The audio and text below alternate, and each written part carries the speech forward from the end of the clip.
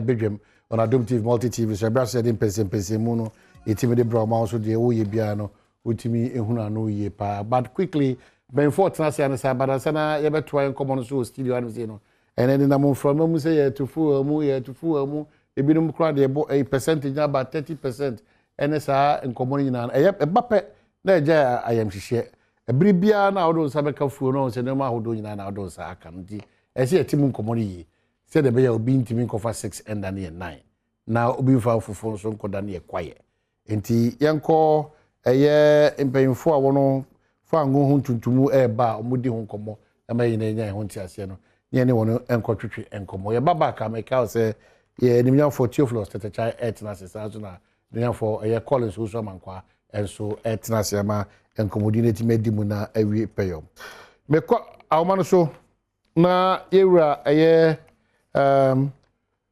yeboa if I'm correct etimi ne ye adwetwe nkomo yewura ma che na pomti sen nyame adom ho ye na nso oh nyame adom pachoboko wadarma dan wadi kire yie ene dwumadi a odi na afie ntimi ni ye petrol nkomo pacho se pacho dan wadi kire yie na afie ntimi ni nkomo yie ola ni e faint pacho ba otimenka me o e faint me tonka ba to ni wachiri all right debi busa ne se dan wadi kire oti afie otimenka me tonka ya ajamika hello me ti africa sa okay good mama come asem so kra Emmanuel Ohene Yeboa General Secretary mami GRTTC mami Musa o say more than to be a 30% aba edwaso ana David minna dedi kamachi be chili wache fronya me yan fan to mu bia ma yabontin na concern collation of drivers so say collation of drivers so eka wo mountain so eka wo stations awodo anope Adom FM say omo effective this morning omo ntumu omo di aba efa first one year 30%. How is it possible? So be sa asame to abontin na menyi ni say ne kwan so no esan se ka adwuma ye won hwehwe a di adwuma enfie bibiri ni a no ade gusu di adwuma enti ni ba kro ba akupe kuyu ba akupe bi penti ni nyina bonten ka se matolo refemu na obi afanya adwuma enye ne kwanso no. What has been the process? What has been the process GRTCC for say na intumu ba kwan ba na yefa so mini amedase say ye be ye ka ahyentuade mu ntumu a ye ne say ye di kan hwe petrol no ana fuel ni generally no percentage a yatum akwakoduru ni ya hwe inflation so baby a no so ewo if you are be hwe car ketua ne spare parts so ntumu mu ye no so na etie it ya we ni nyina in percentage terms na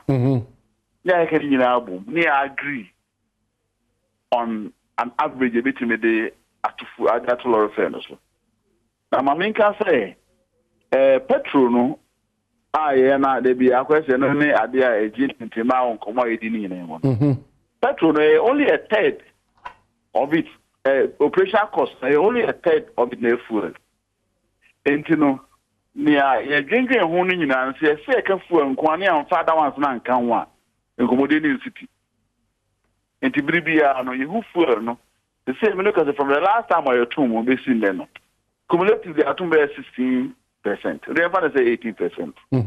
So what you mean say 6%. Then I'll be to use as component for fair increase.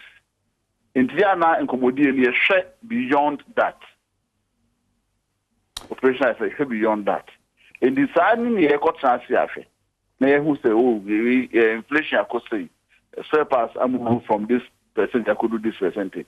In January, and also the phone account you that's what I can't. So as we talk now, baby, Casa say what to film means all look so with me aside. And I told some you know so they say Bribia a better film be I go with GPI to use one single largest transport union and a GRTCC as a collection of other smaller unions. Who can you boom about 27 of such unions? In the United States, there is a group where any GPI to you, and you could share our ministry. Any ministers that who do the public interest. You know, Edim Como. I can say it. Until once you consent private union, I mean, I don't even know where their local system between us. Until so we had to have a trouble. Kusibrea, we will say, you best sign communicate. GHc8 the GPI to you sign and the okay, but that's the case. But we are about them. Okay, so more exhaustive our process now. The concern is that a driver for Binimusha said to 2 man say 30% increment, even though among you recognized by GRTTC, say the what do we do? So that's our driver for come out of their way at the same to Muniba. Apart from say yeah, but there was some more so called in quote pen 30%. Extortion. If you think they are not fairly treated, that as a group, no.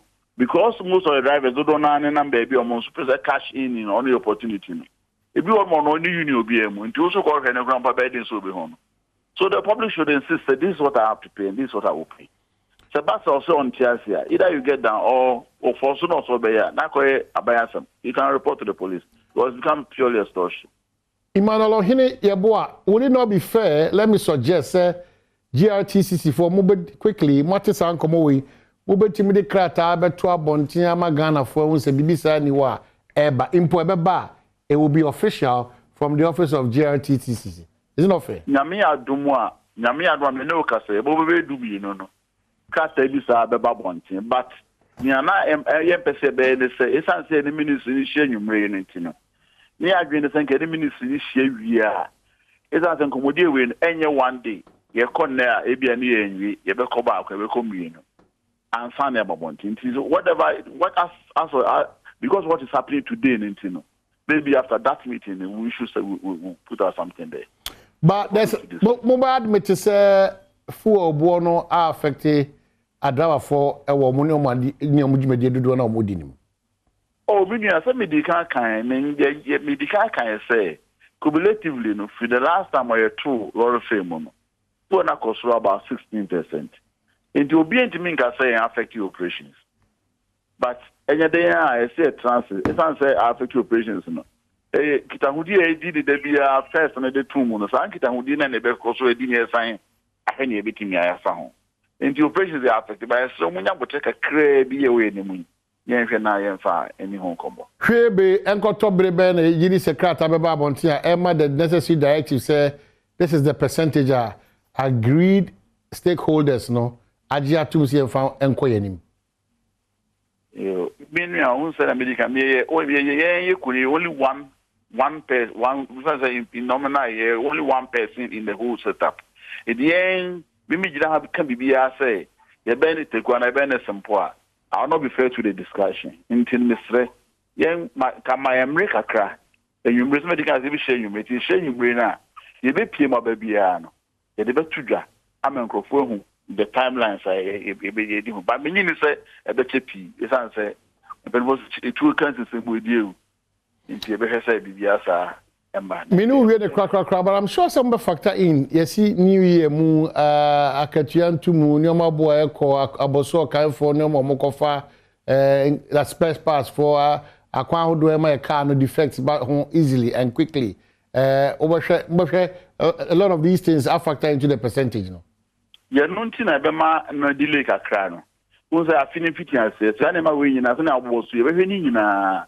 Na say me got train meeting at 4 o'clock, na by 6 o'clock. It me Saturday we nyina. If we are put ye nini pa yo adwuma for consultants omo yes adwuma ma o kan nyina bia bomu die. But at least because GHc8 and the public interest also must be considered. In Senate, I know that there will be other, give and take on Sunday and Commodity, on Sunday to into my feel be a day or two, and then Monday, right? Yep. And then Monday. In the end, say, during the week, maybe we can get to some point a bit in the public. Finally, you have the opportunity to speak to passengers and a driver for any unions. How do you Beka? you mini no medamase esan say edwuma ne nemu na eye emi ama driver for baby am obi edwuma din die enim say edwuma nemu ayedi esan petrol kakra na abanenti but yes munya botre mai is I come do so the young fan send you in the bedi munya botre na mo so ne amoji edi hudwuma over the years no munya sare hwe ni mu ase be koso aye say edwuma panama mo nti bedu se na nwumre na de chen die na yetimi ehu baby a yedi kwan na airto yeni mo di nkomo na emre pemu no ye ho se ne be na ho hae so say my blank check rampa intimi yes and say ye yere no ye mani nu no ma de South Africa no nti bibini ana say nya botrek me se munya botrek kakra mai wona otwi mu a nyame adom a betwe sigina. Well, Emmanuel Omanhene yebo General Secretary GRTCC that's on a pay for come out to me. I think that the take out is that no credit 30% increase in terms of a year ashentuade for a shareholder be antino. That's very important. So you're careful basa any who ye BCCC and no be to take advantage. I any kwan say oh yeah. Probably before I be your former casa my member that opportunity now for also to me any and casa briefly on this conversation now. You have 0302 211 701 equals 4 0302 211 701 equals 4. What in command? You didn't see what in command? SCCA. So you're shankeni, so you're kauna, so you're passenger ni, so you're bamuni pass, so ministry or so dom GRTCC ni bino. And command a question in the announcement to me a car for petrol home to mu, and then a bit my in a home bit me a hurrying. Nyafin ye betata obi edi obi atema debi ye cost ese cost to adwene ne ye hwe wanka wo hunu mu no percentage ben ye fantum another who said debi ni manim ya dodo driver phone twan na die na obetimi asusu ebele tise mu ama enkofa how ne hoye bia entimi enfa ba fa dwen chebrem on 0302 211 ekosi 4 nana mponsa wo kuma se nana macha pom ti sen ya mena de Omanhene. Good. Nana that's it. Omanhene nachia woni watiefo anopay. Nana ya joso. Omanhene we de mesre kitwe bitaw na afofo mabi. Pacho you. Ya mampanyine dada akofo ka asem bi. Wose se ye de tumi hya wonsa. Ne se ahweyi amamu a ebe wi asie no. Obeda no wudini. Ye besre yampanyimfo. Yampanyimfo edi animu emfa ho no sector ba bia wo. That's ye betumi hya wonsa. Se di dom bi anim ana hwe dom bi so a ye besre se ahweyi.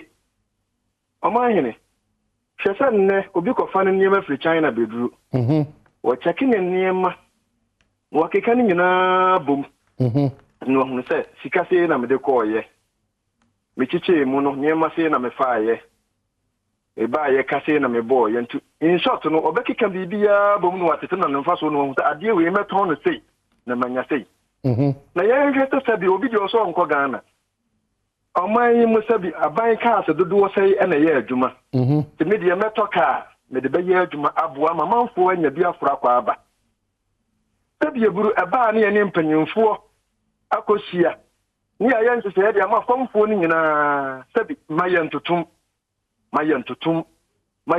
me wa so sabi di wo ko ata na ba ye ne de wataki ate ne mfaso afiri mu na wo a wo do sika ko ka no de sabi eburu tofu wa na fa ye adwuma na emu mentum Omanhene ye besere ye mpanyimfo omo ye bidi eboa Omanhene de na nso ye besere especially GHc8 ne mpanyimfo ya didi ku n'anim no si ye besere omo ye nsese ya omo hwe fomfo no omo no start na wo de trotro pa ko mienu miensa no ya wo de ko ya na ebi ho ba ensia etu mienu no challenges na omo face no omo nyene fomfo no okay kakra mesera kan no pay no all right de nyame jam yes yeah that's CP for adwentra ode abrain 0302 211 701 equity 4 Daniel Machien say hello Danny good morning say morning Baja say oh nyame adom Danny boko yo Omanhene nyame hira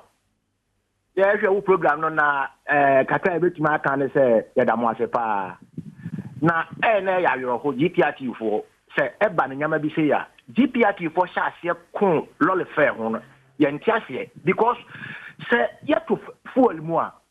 Institutional attack and one sempa. GPR to remember one tinkem. Omanhene ye better much. The way I was a more program pa ye to fuel na say driver for person to omo increase the fare no. Now say when your institutions be na more frefro institutions we say institutions we papa ya wo frɛ no me akra me wo GPR to mu from abanda than address so me nti omo nka kra da. There be omo ene kwade wadare mama me fa ntwam na nyina ye hunu yi eya institutional awo ho meresantene a de bi ada sentumu bi eba GPRT ene sa ko nu aye edom nkuma ada fo ko dom nkuma nyina ka bom ene GRTCC no ene Ministry of Air Transport no ekasi ani di nkomo kwana on befa so nti e ho dada enye brewe na ebeba ye ni problem ye ti dia wo kana ase pa eye fine pa ye ti ase pa but edru baby a sai institutions we nyina pie ba edru baby a sai institutions ye so mo ka bi ma GPR to ye nti mo ka bi o we ya wa ba ya wa kasa yi ebedu baby a be din no onti ne ka bi Omanhene nti e be sere mo so no ase o mo kwa kwotira se enwumle no mo aka ho asem dia nya driver for fam afie yi no eye din papa. Okay. The best Omanhene mo fama nuntum. Now mo nyina nko ma dwinbom. No mo nkohia aban no sebe. We yi nyina aban no na ebe ye ho adwanta. Mo nkohia aban no mo fa ye say ye gye no. Emfa tudwa. Okay. Na mo GPRT for na ko yes sir. Ye driver for na ye adwin say GPRT for mpanyifo no. E bata da ni pa bi dwin say e bu one side, we one side. E say ye nyina ye baako. All right.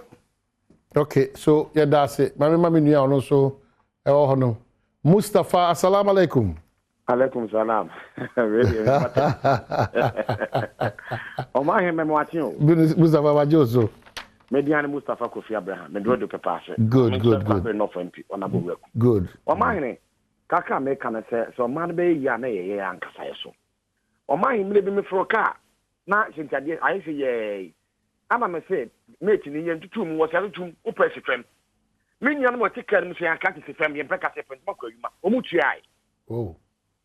Omutu ai enti sabi akwase you ni you yes yes se wo wan tu obi betua me kasai mate ni betutu keskem na so do print makwa adwuma do betua ye na ye ni bi no ye besi fm wo bo post ni mane a wo so we dey 24 we dey mo hwana mo so ope fan case we nya fan case ma no enti akwase sabi ye ni bi ni ye hu se akwa ni anase ye be yachi Omanhene me se pa ne motop am from beka security kan obe broko ntokwa ebe die petum was man wo kasa no se obo fa no ni win obi amu ogo ni fa no akwache no okay abaso ni ka bia na mpa iso a ye fo da kwa adwuma Omanhene ga na be yi nyame nka ho bebe all right oh yeah that's it wo so do ade nhwe betima fa frɛ form yɛn sana afi me de me common de ba na we yan Lukman good morning me te on kana che Omanhene Kwabena Asante Lukman funi ba be sheho oh good emoni adwuma so ya wo forma Ghana man yo yewu nya wote me ka ke so me de tembia no me monitor good na onye okese good Omanhene nkamia efe ase GPR2 for no aban bi obebe bia no na omone aban na ye awe na omone aban na ye adwuma enye ne na saasi wo se baaye hwe COVID ban and say 2019 ya COVID baaye ye catch adaba for say adaba for mo fa miensa no omo fa mienu omo tie e mo fasa e de boa Ghana fo ye ko wi akire no obi ehwe sesei woni say ye kasi bi adaba for mo two face ma say mo a nanko obi agina ne say ase ye tu petrol mu nti enso nye petrol no nko awo enye petrol me say more joint ye sense absorbent o mbeto to die gu ni nyina ya tutu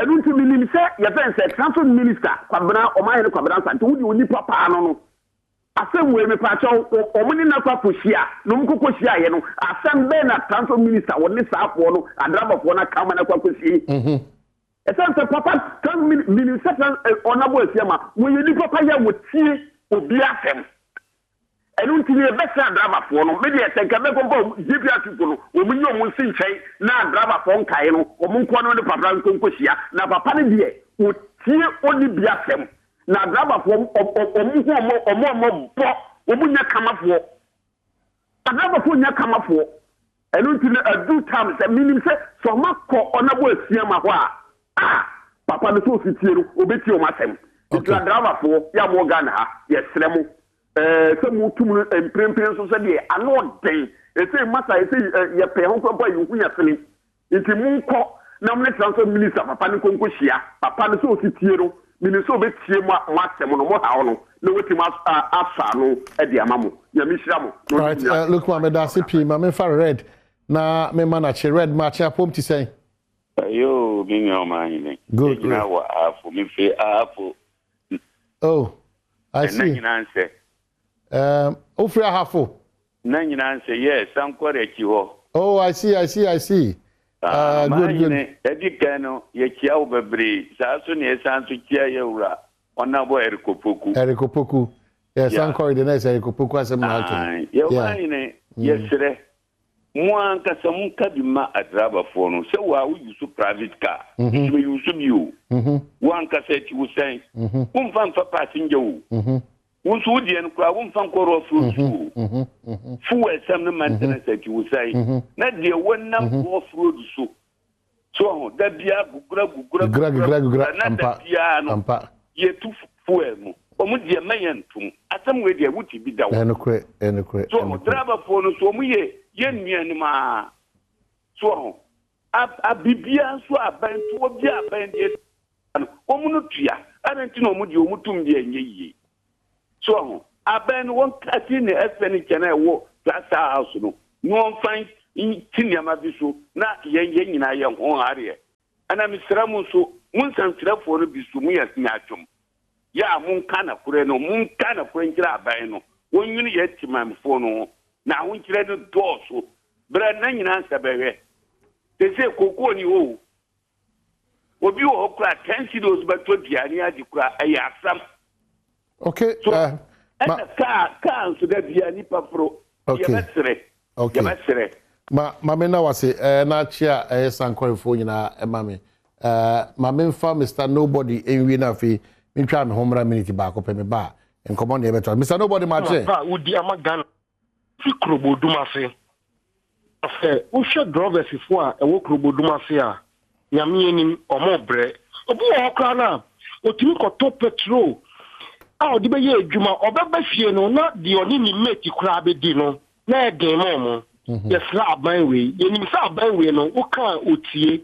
Mpenyi transport minister any mpenyi fo nyina enko hiem na mo ni drivers fo enka yes na drivers for omo bre bi say nya pika kasie bia na ye omo de to omo yi so de bi wa kutu bi 50% 20% no mo de ato so petrol every time ye for say ye tum yes ye mpenyi fo no say omo be ma petrol ye fa low bi ntu o ye tu no so kwan be ne ye fa so ani yetu so afika no ekọ himfa yefre na aban no yenche sa petrol no asem yenche so ma the top petrol ka pensi di kura wo Ghana kura na me kura no me bo be dome ama drivers for na control no say yetu petrol pe body yetum tomatoes yetum shoemaker for so etu omumpa bo a omo ye no nti yesra aban ne yenhwe ma ye that's it. All right, so yes that CP Kofi Capito, good morning.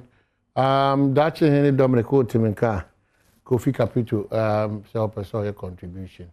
Kofi matching on this matter of the fuel issue. No, 2 cents. And I can drive afford. They deserve it. Sign to mono, but the concern probably of you would be the percentage or more edible. In all honesty, I am very hopeful. Say Sector Minister Kwakwesiama, Brown your mobile scene konya. The point is not about the point is about the percentage the times that we find ourselves in as a country and we are seeing we are not in normal times. Now feel so buying fine in terms of a quiet who say or harring home now to me because if I can say now could maintenance. Go to petrol now or can also jigu from now if you need bring more.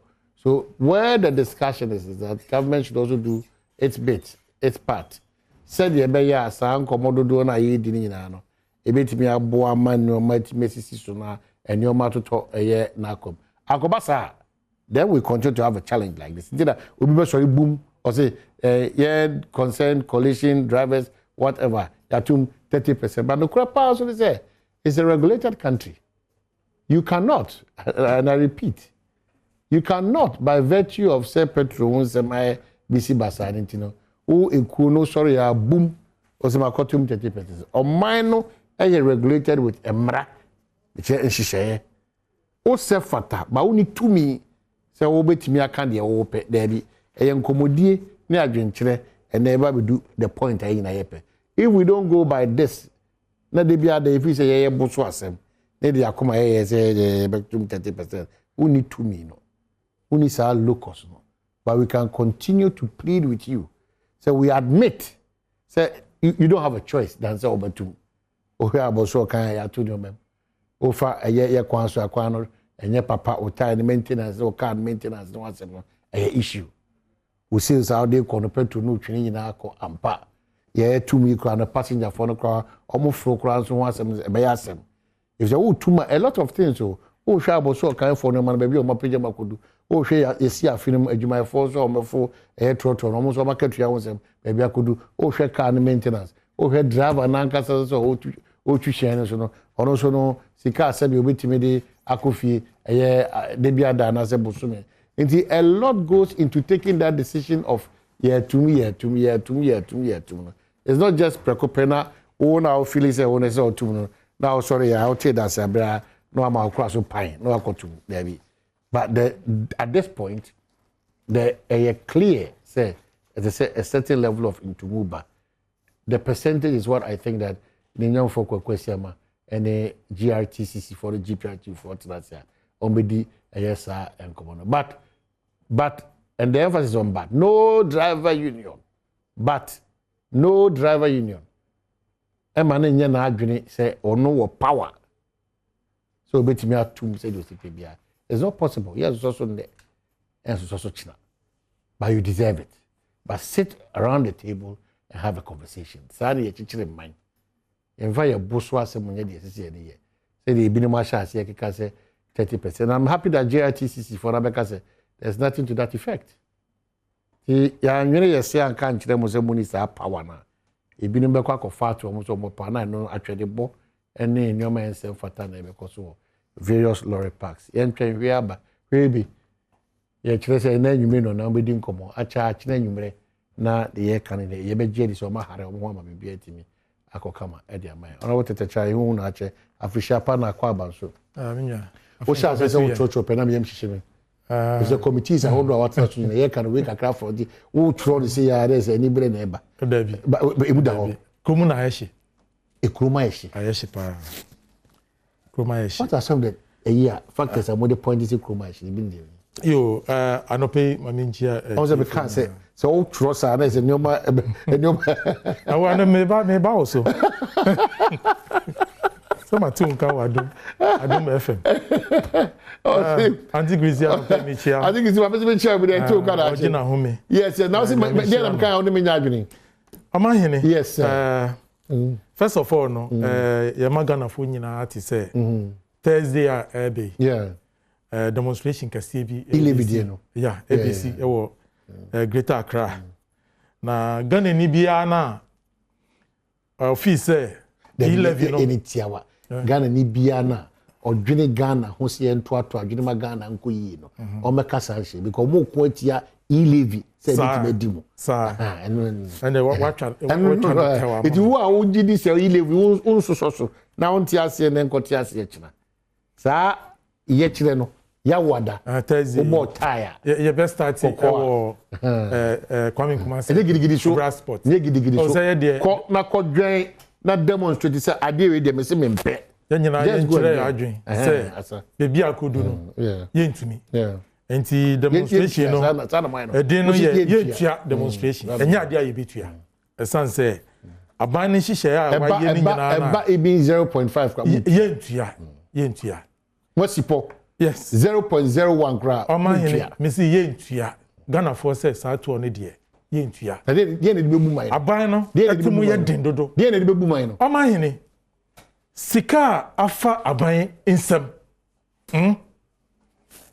se aban no atumi abu hu kunta a kire Ghana fo a anka obi abehu bebi a Ghana pepenso a yedu na o share even under COVID sika World Bank edima Ghana sika IMF edima Ghana because of COVID yankasa ye petrol sika ye de sie se dachi se bibia anase petrol no insem ekofoma ye betumi edi aye baby His Excellency John Dramani Mahama edi to honum ema Ghana for saa sika no aban edi ne sa abo saa sika no munzo ne nyina echi no aban ne say ni budget awaye no se wanya yi levy a ekom ebedi ye nyina ekom ndie na ya brom ekom ndie ekom ndie yi levy ni die enya de ebitua esanse waye budget na awaye no o see sika ohia wo de be kan a be ma obi bia ebe so no 6 billion Omanhene o share auditors general report say sikedie basa ewo maimu andananado enya kra andananado dankwa Akufo-Addo ani bawumia eye time Omampenyi o ka kire Ghana for say oba be fight corruption anete na eto abama na dankwa Akufo-Addo ani bawumia or we protect public purse also about protect public purse no wama ho hari sir but say they see at that time no His Excellency John Dramani Mahama the 2016 elections Auditor General report sika ehwegu ye wo maimu was about 700 million. It's more than because I've done. Hold on. That is the Auditor General report. But that's what I'm saying that. Hold on. My reading portions and portions may cover even what from 2016. Yeah. No, from 2014. Yes. Exactly. I've read some of those things here because I've been provoked. Say, through all various governments. Exactly. I admit that this government there's an increase. And I admit. Increase, you know. I admit, but that has been the challenge of this country. Hold on. Say, under a particular government, sika ye shwegu and do 1 billion. Now, under a by now say, obe protecting me, ne ye sika no. Who to me share consistently. And now, me know, because last year, election over 12 billion. But so also G2 say auditor 12 billion. G2 say auditor general report in your final report or no. It is a timidina so at the age but so G2 sir. But you are in parliament. Yes, hold on. But so you cannot entirely rest your argument on this one and say this is what is happening. Mami Kanchiro, Omanhene. Auditor general should be my age more. But that's what exactly that's what I'm saying. Say who named the Auditor General's report in eba Parliament na ye say ye tenaso atwe institutions are eba ani efa ban so a omodidi say sika yi eba ebi wo ha for mo nsase ebi one man smile exactly Omanhene dudu na nia Auditor General eye no that's the reality dudu na entino men kan we ma nkofo mo hwe ya no pay Adrian Sinsan said, so figures will definitely change. But why have we? But see, say under one government, 12 billion. Na abani sa ohwehwe 11 na hin ohwehwe. Unto minka. 6 billion. 11 also ohwehwe 6 billion. Meanwhile no, aban panyimfo to me di 12 billion. Free. On say any say yes, no problem. I'm saying that we are not solving the Ghana problem. We are solving the Pakistan problem. Hold on, Mamina. You see, I had to say ghost names Bribiada. Almost every regime ghost names almost fight it. But ABC now no problem no say. The fight against ghost name it keeps increasing. Number 2, maybe why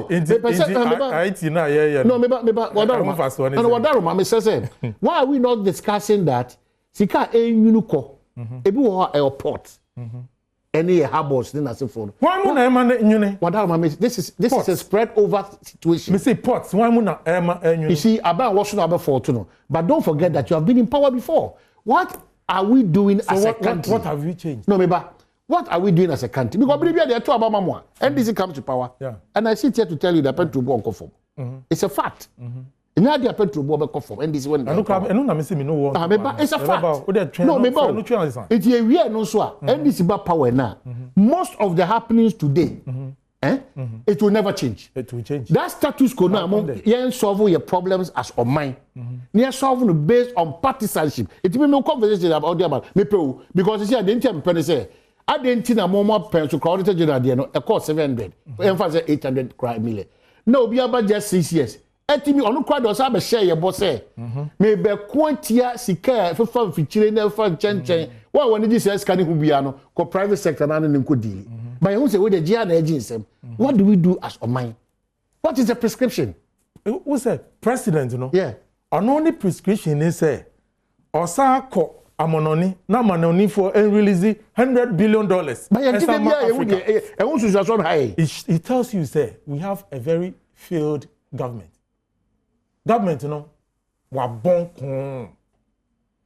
Government here na country Ghana for say Ghana beyond what? Aid. And now me know ka say Ghana yenko stressa de. Yenko stressa de. Yen tutu ya no mo say yenko stressa de. What say economy? What pansa economy say? You say COVID should be deal. And then what could you know? COVID that be deal. I admit it. Ghana. I admit it. Ghana. Yen and what say Daniel Kupon. No, but men kasa trasa COVID that be insurance form. No. Edu baby na Ghana ban na hwe you know because yen ntimi mpie. Minya. COVID we share even within Africa sub-region. Share countries sika omu say COVID hu. Most of the countries are ben here no. Omu budget omu year during the COVID era no. Omu bruso not more than 5%. Ghana kwa ye dia no 15%. Reckless. But how do you jump at that conclusion? Abani ye reckless. How do you jump into that conclusion? Honorable. Then en abani ye mai and COVID wa hu. Me see then abani ye mai. Oko share dem wa hu. Electricity. Ye wie yantia. Oh my. Omanhene. Electricity. Ye wie yantia. Maybe so. COVID depends you yantia. E dey my 3 months. Ye wie no dey answer no mo kan kire. Maybe so. Oh, we refi. Jama abesha no ho. David COVID depends you yantia. Ye wie no. Aban de kasa be kasa kire se na ehun akohia se yes exactly because hu hia se wo very good nti aban emfa bibia nche o ba bre na hia no ma ho hare yeah, why do you change that for you who change sabre ma back to your aid who want to see you so we say say tua na kakakakra hold on COVID imre no yeah how many years oh maybe sir afere me be adi free ba how many years percentage aydia to electricity water because abano am free water free electricity no how many years na dey to ya and I say it ya increment no meboa to the extent say omanya yare abedrum ye nyakopon adom yen say no ye ntumi anya effect ni bebre and na me no ka say eduane bibia obeto bia utua covid levy. Meboa. Ko haba utua. Baby a obeko bia car kra okoto car COVID achi. What you say? Enti no aban no baby oni edu no ewo ye sika asem no. Ohuso. Oh. We dey anya me na meka. Omo ton duane wo jom. Na hwe video videos circulate. Me sure say no pa mo yi bi.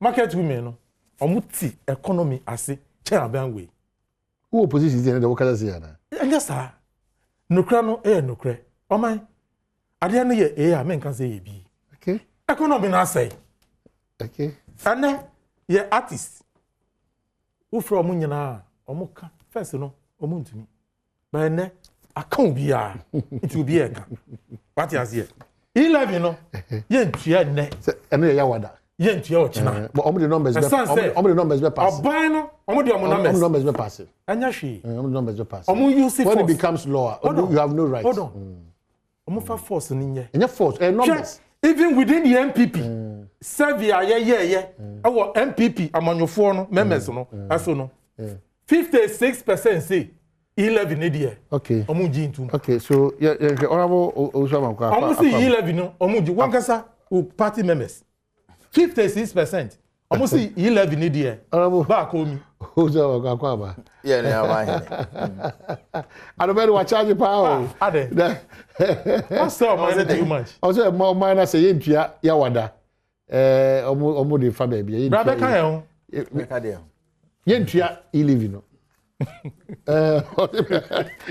Yentia ilivino. O minor den she share ba obeti am o minor. Osumu de force ba omo shinu ko me fa so. Force be na e dia ba. Force be. No, what the chincha person ilivino ba dey. But that's it. Bisa say den kra na ye kan ilivino ho ase. Eh dey. Den because say na eni ho. Na aba. Na aba. Eno ne ade oso obisa.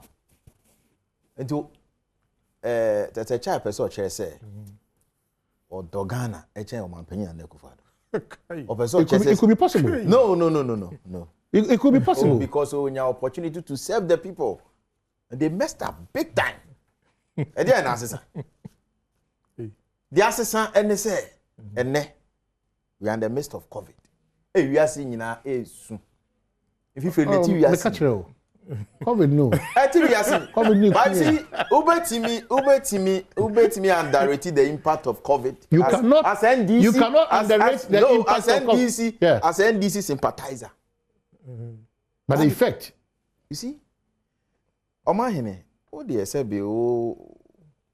apart from being investigative journalist, the GD say economy is also no bad management, good governance, what I said in Mexico.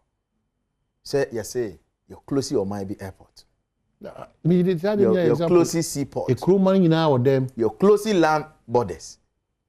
Even 1 minute. Sika bebre na kogu from. Telling you. That impact in the call we are seeing now. What here? You are sitting here.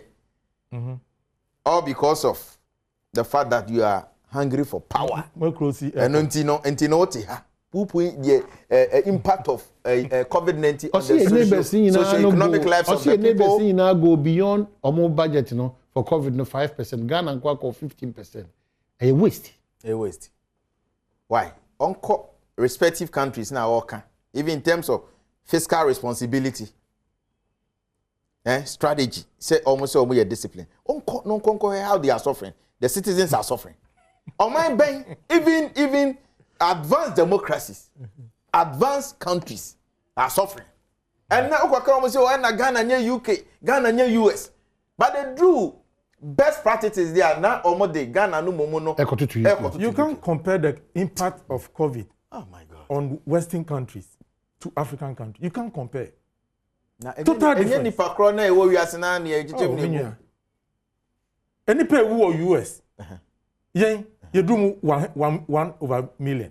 A day nipe who are any total figure. Me say now the number of people in the African continent.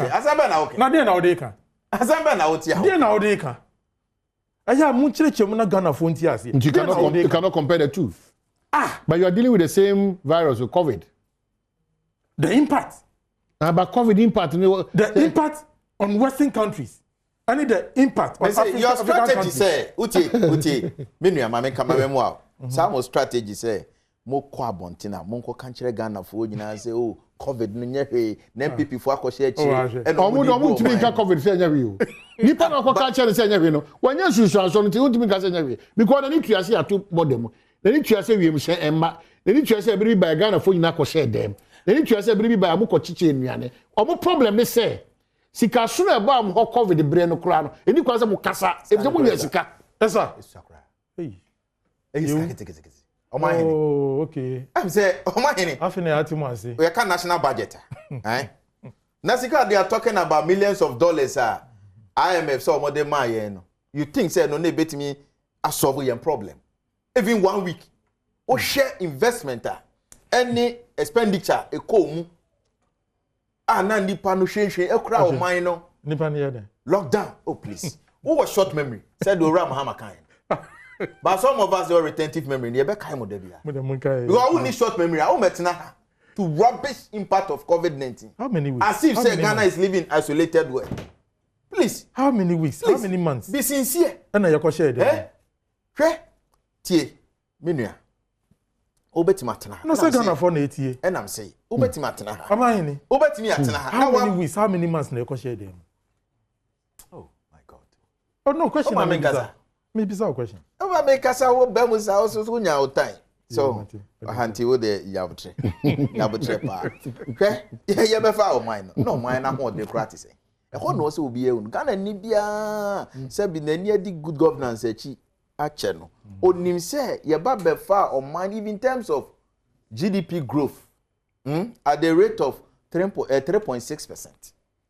Or mine grow all macroeconomic indicators be please. They say who confuse you country no muntiasi. Me say or mine na ye babe fire. Or mine is kasem nyina uka yesi kasem ne or mine no bibia ye GDP growth. Gross domestic product. Internship. So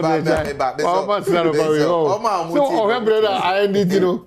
All right, if you are so boss say aba o seminar is that what we confusion. Mr. Eti o my you ba fire. After the economy grow at an average of 7%. It tells you say na o mine no ye nimu na ye ko.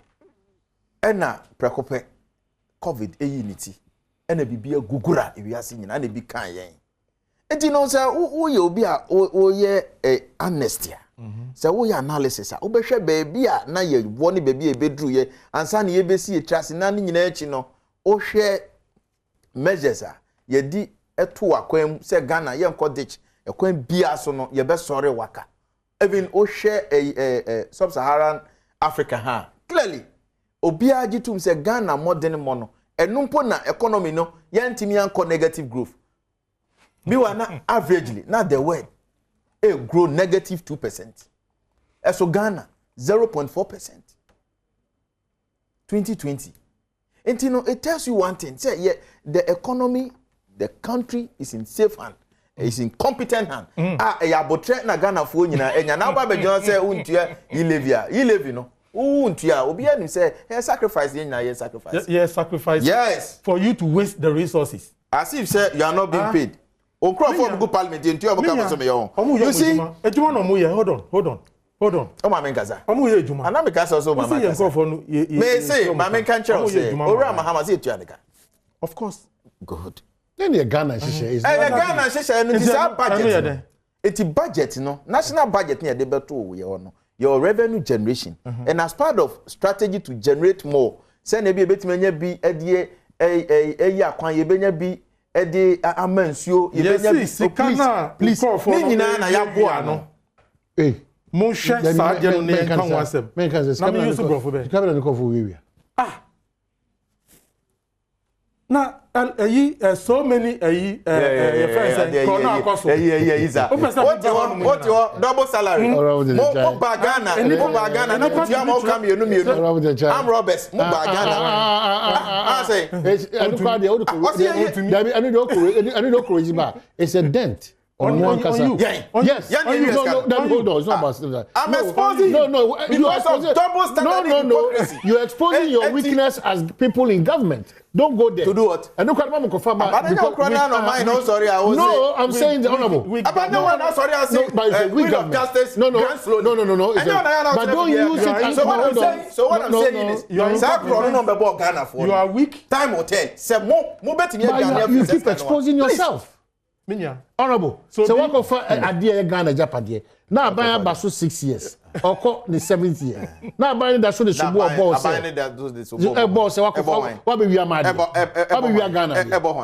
Now my omo you him say Nana Dobamia e week he say to do what? Who can say me say anyway. Say waba na o mine no yes you be second time that's your mind and then you come and stand here and say no, that's not